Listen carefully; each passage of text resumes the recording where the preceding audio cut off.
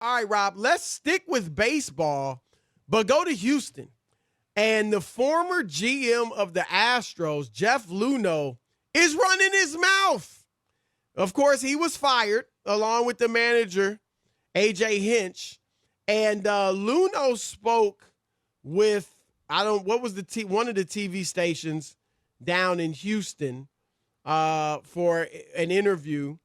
And here's what he said. Obviously, it was a 37-minute interview, so he said a ton, but here's a portion of it. I didn't know we were cheating. Major League Baseball's report stated that I didn't know anything about the trash can banging scheme. There was really no credible evidence of that. I didn't know about either of them, and it felt like that I was getting punished for something that I didn't do. After the investigation was over and I was fired, I got access to about 22,000 text messages that were from personnel in the video room. They were communicating back and forth about the rule violations. They also were using text messages to cheat on the job. There's a few text messages where they say, "Don't tell Jeff." So it's pretty clear that I wasn't involved.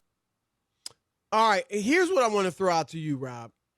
You know, in today's culture, some people may look at Jeff Luhnow as snitching.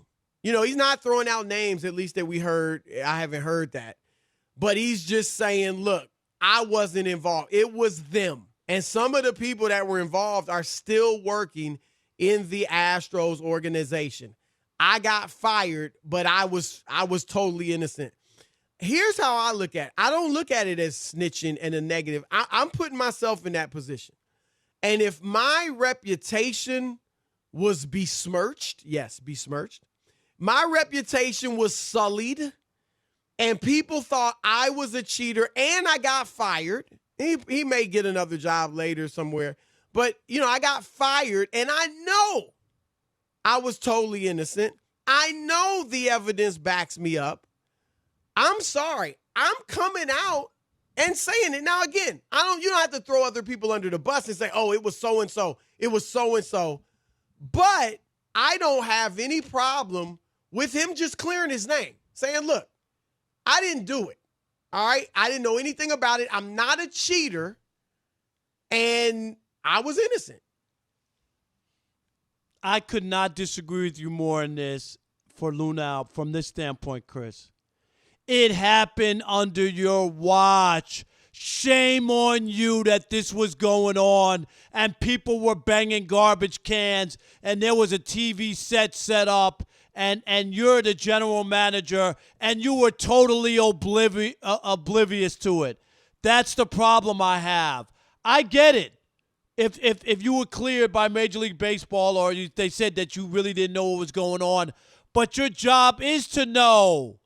Yes. That doesn't help him. If I'm going to look to hire a general manager and he's telling me I didn't know what was going on there, the biggest cheating scandal, and your head was in the ground and you didn't see anything, you know what? I don't want you here. I wouldn't hire a guy. You mean to tell me that something was going down and you were clueless?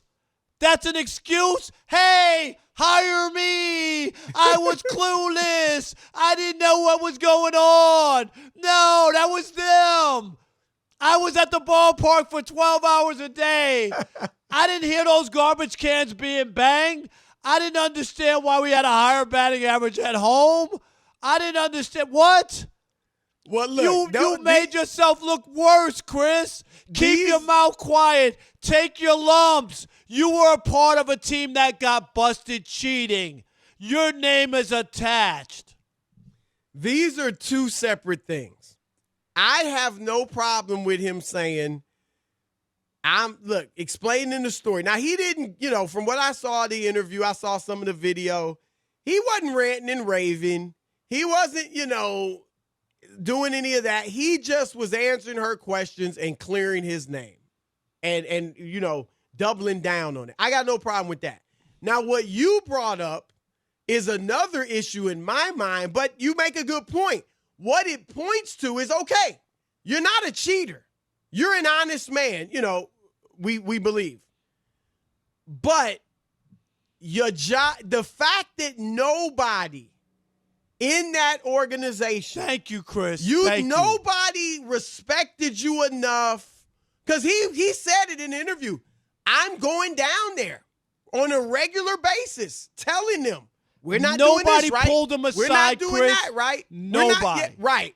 And that shows me that's more in, and this is a stronger word than I want to use, but for lack of a better word, incompetence versus dishonesty. Okay, you're an honest guy. But like you said, Rob, nobody pulled your coat. Hey, they're cheating. Right. You hear those garbage cans? We hear you saying don't cheat, but dudes are cheating.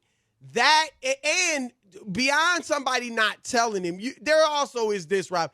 Yeah, we both been in baseball clubhouses, and like you said, you're there all day as a reporter. You know you're there all day as an executive. You weren't around. I get it. You may be up in the box or somewhere else during the game, but you didn't have a whiff. You didn't hear anything, see anything suspicious. That does point to incompetence, maybe not doing your job well. Now, I'll have to say this, Rob. I don't know what his draft record was like, but obviously under his watch, they had a very good team. So if he was drafting, if he was huge in that, then I have to give him some credit. But they were bad for 3 years, and they got picks. I'm not going to do all that. I'm not going to bury the guy. But, Chris, to go around to say I was clueless is not the way you're going to clear your name or get people to want to hire you. That's all I'm saying. Do you agree with that?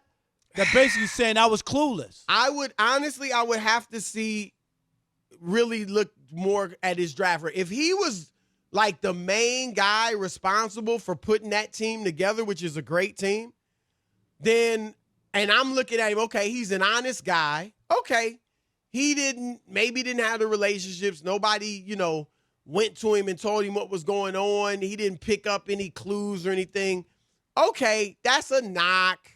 But if he built that team, if he was more than a figurehead and he really built that team and he's honest, he had nothing to do with the cheating scandal, I'm not letting that hold me back from hiring him. Yeah, I think sometimes, Chris, you can make that case without going public, like in conversations.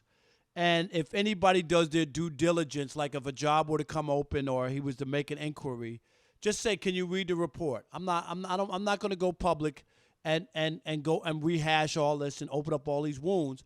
But I was technically cleared, and you could read it for yourself. Well, I'm sure the teams and I'm just saying, by saying that publicly, you're basically saying it was them, not me. And I just think that that's going to rub some people the wrong way. I think he's doing this not for the other teams that may, look at him for a future job. Because as obviously, the other teams know. They read the report. And if they don't know, if they were interested in him, they would do their due diligence and do the background check. I think, Rob, though, this is for the public. This is for the public that just, didn't read the full report, but just heard, they know what went down. They saw he was fired.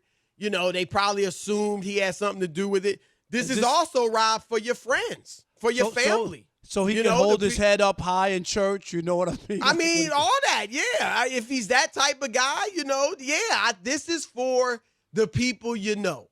So you can say, and I get it. I mean, your reputation's important.